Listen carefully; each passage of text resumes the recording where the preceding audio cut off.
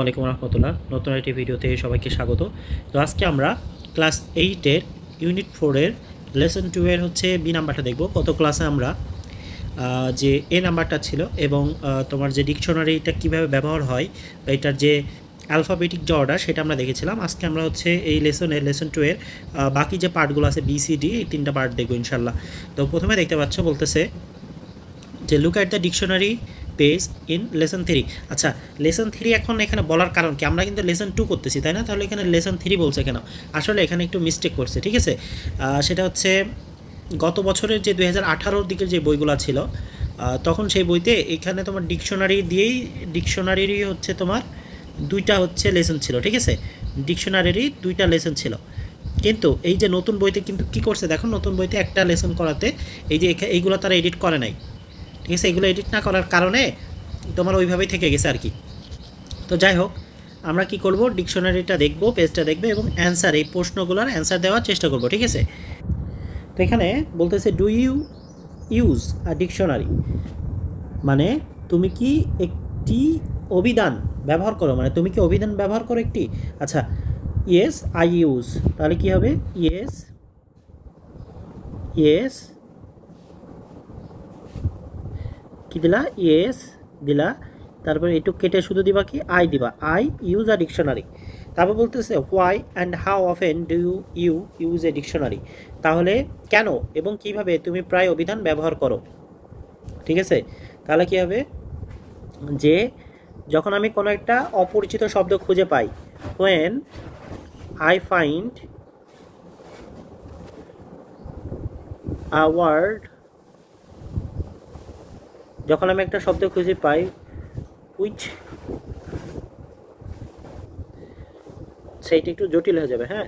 তাহলে এটা দিতে পারো when I see that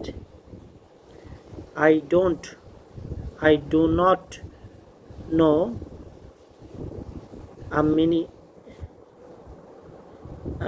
meaning of a word, আনাদি এখানে দা দিও, the meaning of a word I use dictionary.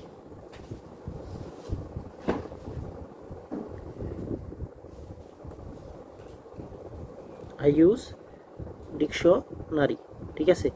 মানে হচ্ছে যখন তুমি দেখো যে কোনো একটি শব্দের অর্থ তুমি জানো না, তখনই তুমি কি ডিকশনারি ব্যবহার করো।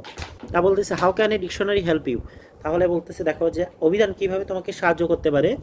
আর ডিকশনারি হেল্পস মি, এখানে একটু কেটে দিই, হ্যাঁ? বলতেছে দেখো আর ডিকশনারি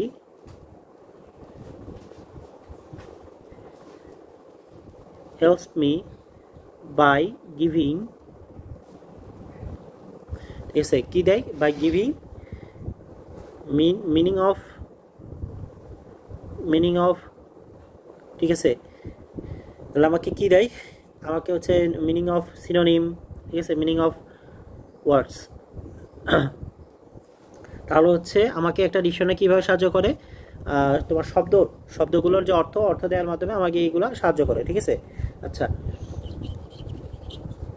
এই তারপরে দেখো বলতেছে কি যে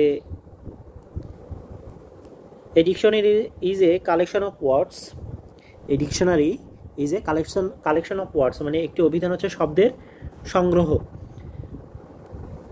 ইট lists the word of a language, মানে এটি একটি ভাষার বা শব্দের তালিকা করে, তাই না? অ্যান্ড গিভস নেসেসারি ইনফরমেশন, এবং প্রয়োজনীয় তথ্য দেয় অ্যাবাউট দেম, তাদের সম্পর্কে প্রয়োজনীয় তথ্য দেয়।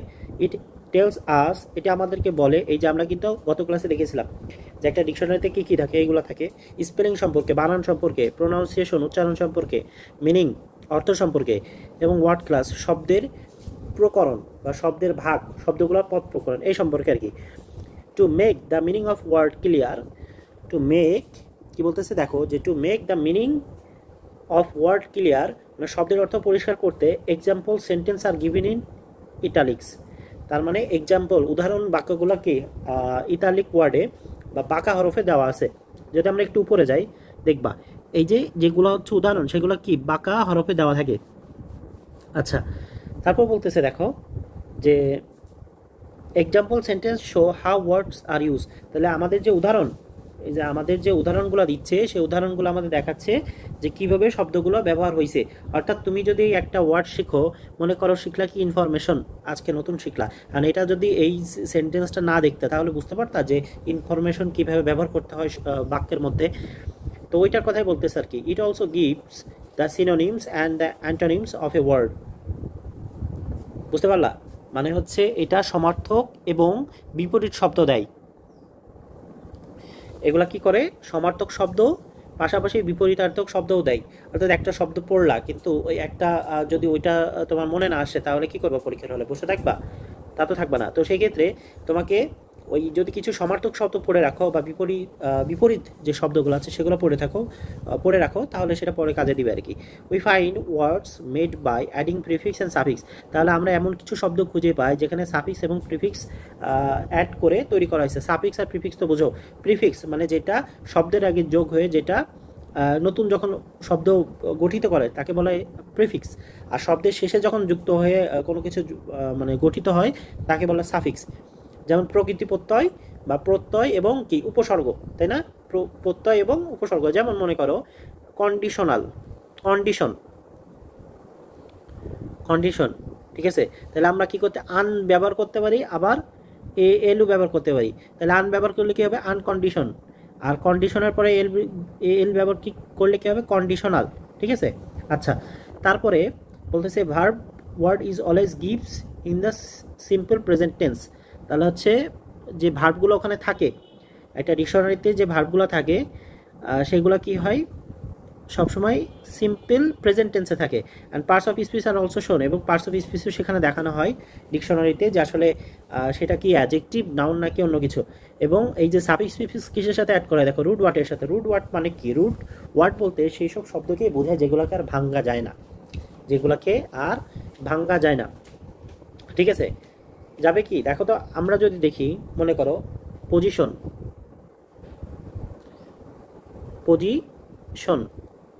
এখন এখানে দেখো পজিশন, এখানে টিআইওএন যুক্ত হয়েছে না? টিআইওএন যদি বাদ দিয়ে দিই, মনে করো টিআইওএন বাদ দিয়ে দিলে এই পজির কোনো অর্থ আসবে কি বলো? আসবে না কিন্তু, ঠিক আছে? আবার যদি আমরা একটা সাধারণভাবে দেখি ইউজ এই ওয়ার্ডের যদি আমরা ই বাদ দিয়ে দিই, মনে করি ইটা বাদ দিয়ে দিলাম ইউজের, তাহলে এই আস মানে তো আমাদের, ঠিক আছে? তো সেই ক্ষেত্রে আসের অর্থ দিবে। কিন্তু যদি তুমি অফেনের বা হচ্ছে মনে করো হেল্পের থেকে পি বাদ দিয়ে দাও, সেক্ষেত্রে পির কোনো অর্থ দিবে? সেক্ষেত্রে হেলের কোনো অর্থ আসবে? হেলের কোনো অর্থ আসবে না। তো যখন এটাকে আর কোনো ভাঙা যায় না, শেষ পর্যায়ে থাকে, সেটাকে রুট ওয়ার্ড বলে, ঠিক আছে? কিন্তু এই ইউজের কিন্তু আমরা ভাঙার পর আস পাইলাম, তাই না? তার মানে আসটা কি? আসটা হচ্ছে রুট ওয়ার্ড। আচ্ছা, খেয়াল করো, বলতেছে the past form of A verb and the past participle also শোন। তাহলে হচ্ছে শুধু কি করা হয় না, প্রেজেন্ট টেন্সে দেওয়া হয় না, সেখানে পাস্ট ফর্মও দেওয়া হয় ভার্বের, আবার পাস্ট পার্টিসিপল ফর্মটাও দেওয়া হয়। এবার 3 নাম্বার বলতেছে again read the text above then ask and answer the following question. তার মানে এই হচ্ছে উপরে টেক্সটগুলো পড়ার পর এগুলোর অ্যান্সার দিতে হবে আমাদেরকে। বলছে দেখো, what information does a dictionary give us about a verb word. খেয়াল করো কি বলতেছে, দেখো যে what information does a dictionary give us, মানে হচ্ছে আমাদের কি তথ্য দেয়, একটা অভিধান আমাদের কি তথ্য দেয়? Us about a verb word, একটি ক্রিয়া সম্পর্কে, ক্রিয়া শব্দ সম্পর্কে অভিধান আমাদের কি তথ্য দেয়? তাহলে ক্রিয়া সম্পর্কে অভিধান আমাদের স্পেলিং, ঠিক আছে? স্পেলিং, তারপর হচ্ছে তোমার প্রোনাউন্সিয়েশন, মিনিং, সিনোনিম, অ্যান্টোনিমস, একটা ভার্বের এই পার্টগুলো আমাদের দিয়ে থাকে, ঠিক আছে? তাহলে একটা ভার্বের কি কি তথ্য দেয়? এই যে এই 4টা তথ্য দিবে, পাশাপাশি সিনোনিম দিবে, অ্যান্টোনিম দিবে, ঠিক আছে? তারপরে সিম্পল ফর্ম বলবে, পাস্ট ফর্ম বলবে, পাস্ট পার্টিসিপল ফর্ম বলবে, ঠিক আছে? তাহলে একটা ভার্ব সম্পর্কে কত তথ্য দিচ্ছে দেখো। What are the example sentences are given, why are the example sentences are given, এক্সাম্পলগুলো কেন দেওয়া হয় বলো? এই বাক্যের উদাহরণ কেন দেওয়া হয়? আমরা কিন্তু পড়ে দেখে আসলাম যে বাক্যের উদাহরণ দেওয়া হয় যাতে তুমি বাক্যটা ভালোভাবে বুঝতে পারো, তাই না? Because so you can understand the use of the word easily, ঠিক আছে? যাতে তুমি শব্দের ব্যবহার বা শব্দের উচ্চারণটা ভালো মতো বুঝতে পারো। তো why are the example sentence given? Because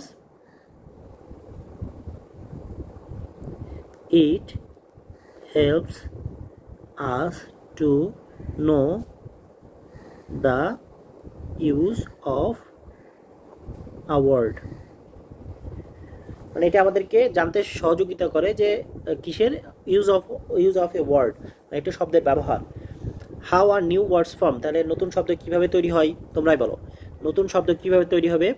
নতুন শব্দ তৈরি হবে এই যে we find words made by adding prefix and suffix. তার মানে হচ্ছে আমরা নতুন শব্দ কিভাবে পাই? প্রিফিক্স এবং সাফিক্স যোগ করার মাধ্যমে আমরা নতুন শব্দ পাই, ঠিক আছে। আচ্ছা, এই তারপর কি বলতেছে দেখো, যে why are the synonyms and antonyms given, কেন সমার্থক এবং বিপরীত শব্দার্থ দেওয়া থাকে? সমার্থক এবং বিপরীত শব্দ কেন দেওয়া থাকে? Because every word has a different meaning, ঠিক আছে। তো সবগুলো ওয়ার্ড কি একই কনটেক্সটে ব্যবহার করা যায়? একই ওয়ার্ড, যেমন তুমি অ্যাংরি, অ্যাংরি মানে কি? রাগান্বিত। আবার অ্যাংশিয়াস, অ্যাংশিয়াস আর অ্যাংরি, দেখবা ইজ ভেরি অ্যাংশিয়াস বা ইরিটেটেড, এগুলা কিন্তু সবগুলো কাছাকাছি মিনিং দিলেও সবগুলোকে একই জায়গায় ব্যবহার করতে পারবা না, কিন্তু এগুলার ব্যবহার ভিন্নতা আছে। তো এই জন্য বলতেছে যে আসলে শব্দের ব্যবহার, শব্দের ভিন্নতার উপরে এই মানে সব জায়গাতে এক শব্দ ব্যবহার করতে পারবা না, তাই এইটার জন্য তোমাকে কি করতে হবে? সমার্থক এবং বিপরীত শব্দ জানতে হবে আর কি। What do we need a dictionary for, তাহলে আমাদের ডিকশনারি কেন প্রয়োজন? আমাদের ডিকশনারি প্রয়োজন হচ্ছে এই যাবার এগুলো দিয়ে দিতে হবে, spelling, pronunciation, meaning and word class. মানে we need dictionary for, we need a dictionary for, we need a dictionary for, তারপরে কি দিবে? তারপর কি দিয়ে দিবা? We need a dictionary for, তারপরে দিয়ে দিবা হচ্ছে এই যে উপরে এগুলো দিয়ে দিবা, ঠিক আছে, যে spelling, pronunciation, meaning and word class, ঠিক আছে। আচ্ছা, এবার লাস্টে আছে কি? D number. আমাদের ডি নাম্বারে বলতেছে যে কলাম এ আর কলাম বির সাথে আমাদের মিলাইতে হবে, তাই না? তো আমরা দেখি পারি কিনা। বলতেছে কি যে এইটা আর ডিকশনারি শোজ, একটা ডিকশনারি আমাদের কি দেয় যে how to pronounce a word, কীভাবে একটি শব্দ উচ্চারণ করতে হয়। এটা প্রিফিক্স এবং সাফিক্স কি করা হয়? প্রিফিক্স এবং সাফিক্সের মাধ্যমে নতুন নতুন শব্দ তৈরি করা হয়। পেয়ে গেলাম আমরা।